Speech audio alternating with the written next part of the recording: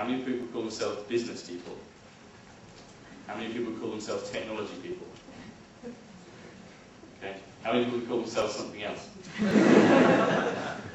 it's about even.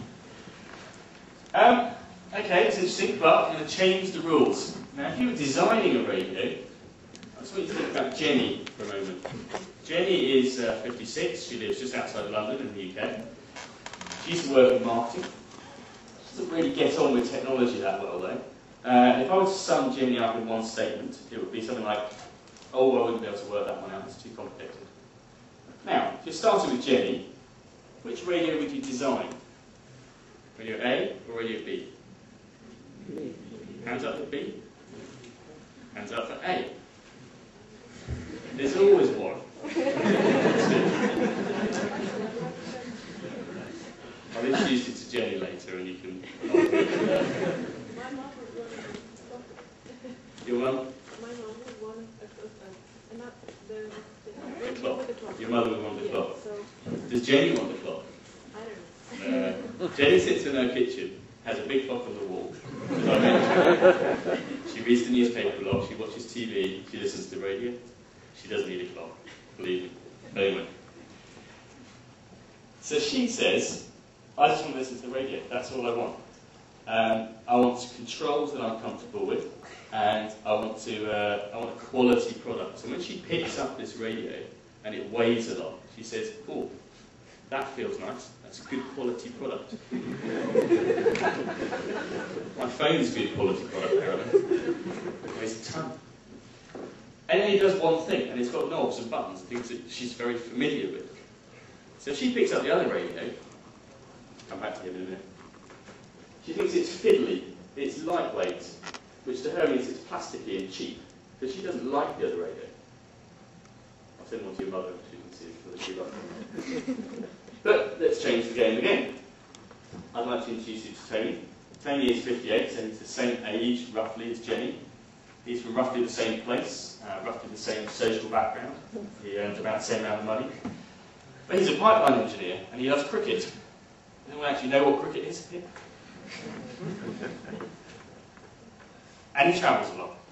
So if you started with Tony, which radio would you design? I'm going to ask you.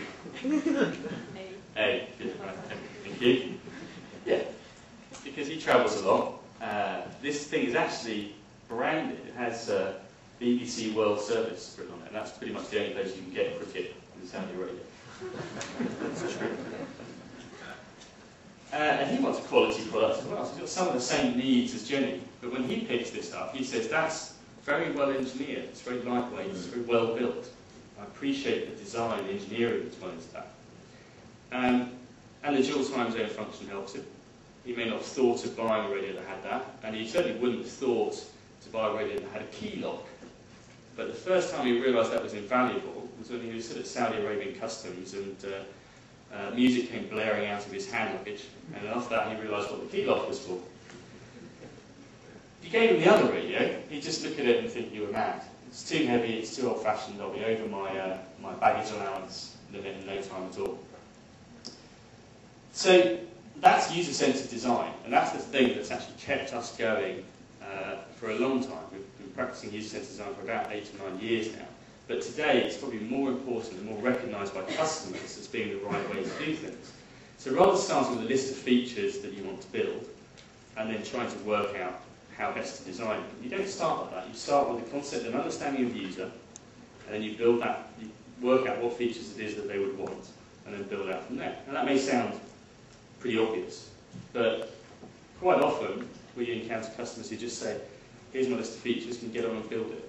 Make it usable. Make it nice to use. And we look at half the features and we say, well, why do people actually need them? And they're often very much driven either by a technology need or by a business need. And sometimes you have to obviously balance those three, well, always you have to balance those three things together. So the key aspects of it are, if you're looking to do a project and you haven't actually gone out and observed the real users of this product, but there's someone in the team who's actually done that and can reliably report back what it is that they want, the way they behave, what they're used to, then the project is kind of doomed from the start. You also need to validate. Because apparently I'm an expert in usability. I didn't know this, but I am. But if I sit down and analyse and review a website for usability, I'm only likely to spot 60% of the issues that users might ultimately spot. So the only way I can actually guarantee that we've picked up all the usability issues is by testing with real users.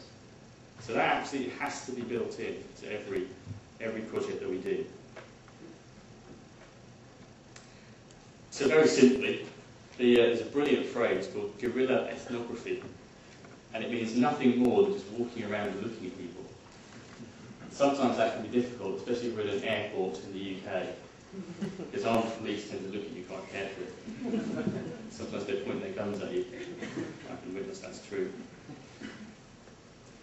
And crystallising those into what we call everyone calls user personas. Now, I presented Jenny, and it was one line of description, but the user personas we use for projects, people look at them and say, where did you meet this person? Because it's very real, very believable. And these people also represent very significant challenges.